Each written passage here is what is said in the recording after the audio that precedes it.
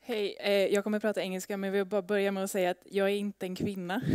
Vi kommer till det senare, men det var ett fel i presentationen. Hello, my name is Rebecca. My name is Vilja Willpower. My name is also Willpower with no vowels at all. I am an artist and a performer who work with drag and drag shows to explore and expand ideas about gender, identity, bodies, and fantasy and imagination. I create video work, I do self-portraits and websites, and also live performances, and I arrange community drag shows in Malmö.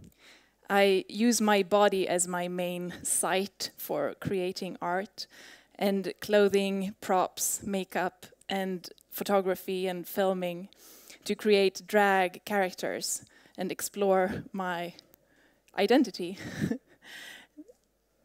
And I think I'm going to click. Yeah, this is my drag space in my room. It's my floor. It looks like this a lot. What is drag, though? Okay, so the most common image of drag is that of the drag queen and the drag king, the feminine drag character and the masculine drag character. The feminine drag character often performed by somebody who identifies as a man in their everyday life, and the masculine drag character usually performed by somebody who identifies as a woman. And this is kind of a binary idea of gender that this image of drag is based on, that there are men and women, and they can dress up as each other and perform, and then when they go off stage, they return to their normal genders. To me, this is confusing because I am a non-binary person. It means that I exist outside of this binary idea of gender that you've all been taught and lied to.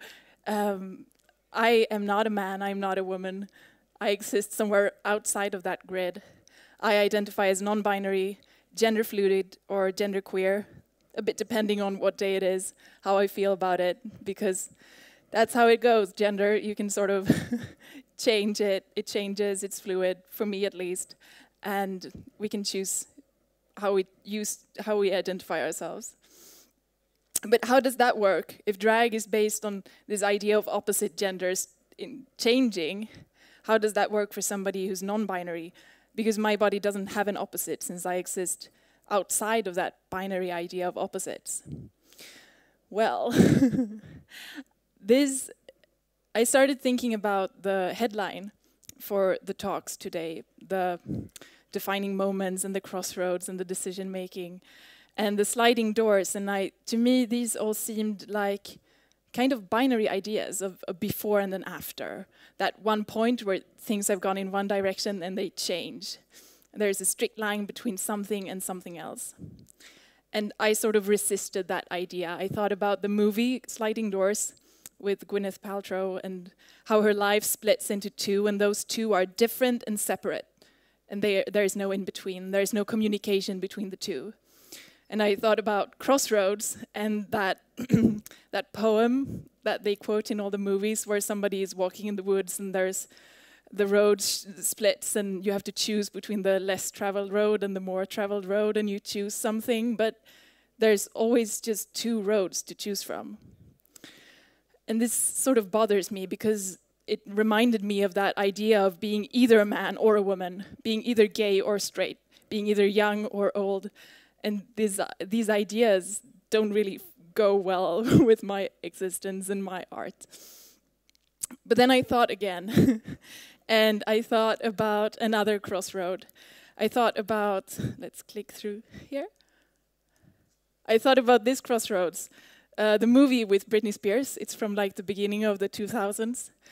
And it's about Britney Spears and two best friends going on a road trip to try to figure out who they are. And in the movie, there is this main song that is also sung by Britney Spears that is called I'm Not a Girl, Not Yet a Woman. And beauty writer Arabelle Sicardi has written a lot about that magical thing that happens in the middle of this title, the not yet. There is this journey from girl to woman, but Britney Spears in this song is singing from a space that is sort of in between and outside. The not yet could be a space where you could go off the gender grid, right?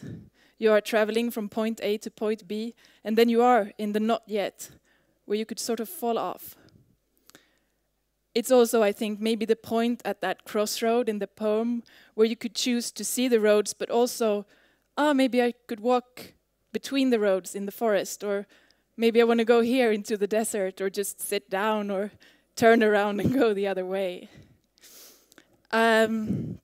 I also thought about another movie called Batman Returns that I was reminded of as my friend Alex Alvina posted about it on their Facebook. And I rewatched it a few days ago, and it's the Batman movie where Michelle Pfeiffer plays Catwoman. And in the beginning of the film, she gets pushed off a building by her boss, and she lies on the ground, completely broken and probably dying. And a bunch of cats come running towards her and start licking her body and biting and chewing at her until she comes to life again.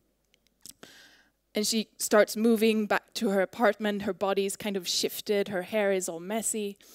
And she comes back to this dollhouse-like apartment and starts changing everything, smashing the pictures on the wall with a baseball bat, spraying black paint everywhere, pushing all of her stuffed animals into the garbage disposal, making a cat suit out of an old raincoat. And she also has this sign on the wall, a neon sign saying, "Hello there." And she walks past it with her baseball bat and she smashes the O and the T to make it say, "Hell here." And this entire sequence in the movie I remember strongly from my childhood as something that was extremely influential and so magical, how this Selina Kyle, which is Catwoman's name outside of Catwoman, was creating a self, creating a character, turning something that was inside into an outside. And I think the neon sign is a very good representation of this. How even though when the sign said "hello there," hell here was also inside, right? And when hell here is the main thing you can read, O and T is also there. They didn't disappear. They're still here. So it's both at the same time. Something has changed, but there is still a memory of what was before.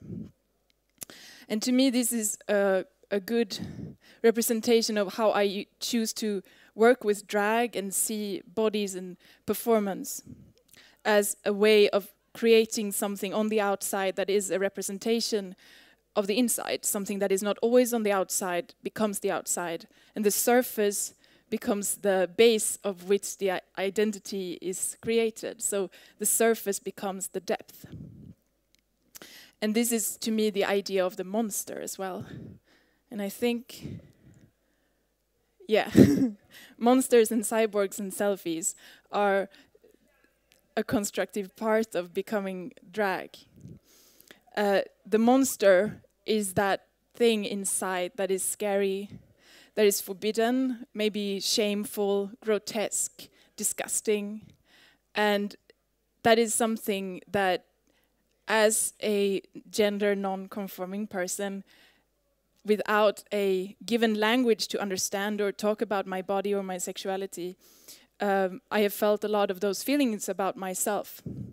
And giving those feelings a space on the outside, using my inside to create an outside surface, is a way to give myself a language to understand my body. And drag becomes a practice to create a space for myself in a society where the state denies my existence. There is no alternative. When you get a passport, there is no option that is not man or woman. I don't exist in the eyes of the state. They think I'm a joke, right? So I'm trying to carve out this space, and I'm not the only one. There are a lot of people in my community and in the international queer community who use the figure of the monster to talk about identity and gender. And I would like to quote two of them. 2 quotes about monsters, yes. Oh yeah, let me just say that for me, my identity, like my gender identity, which I guess is like a trans identity, is very closely knit together with my drag performance identity. That is not the case for everybody. Like drag and trans is not the same thing for everyone. So these 2 quotes are not coming from the exact same space that I am coming from, but they also think about the monster and talk about it. So I'm going to read. Julia says, and I have a picture, and you can read in Swedish if you want.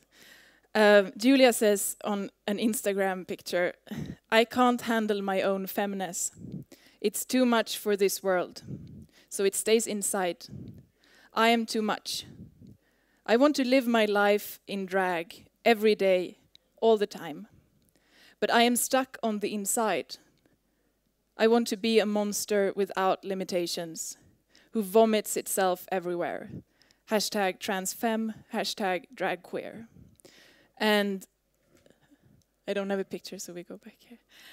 Isra, who says, "When I see a picture of myself or see myself in the mirror, my first reaction is always that I look like a monster. I started a project to work on my self-image that trans hate has created, where I take selfies and really study them, try to see the monstrous and love it, and see beyond the monster to a more positive version. Then I started putting some of those images on Instagram as a way to further work on it, to not hide the trans monster, but expose and highlight it, be proud over it and myself." And that's kind of, yeah, that's time for my conclusion now. Drag is a practice and a way to fuck with the system, and system spelled CIS instead of SY. Drag queers are doing it for themselves. Drag is a method and a way to create a language for bodies who do not have a language to talk about themselves. Drag is a practice created by queer bodies in queer spaces for queer spaces. And I would very much like this talk to be aimed and directed at the people who fuck with their gender, who have that hidden file of pictures on their computer or their phone where they're dressed in those clothes, who are dreaming and fantasizing about being that thing, who need drag, who fantasize about drag, who perform or use drag or desire drag. I am not aiming this talk at the heterosexual cis people, those who have been given a language to talk about their bodies, to exist in the society, who view drag maybe as some kind of glittery entertainment, something that is spicy and exotic to watch at the nightclub. Drag is not for you. Drag is a revolutionary practice for queer bodies. Drag queers are doing it for themselves. Thank you very much.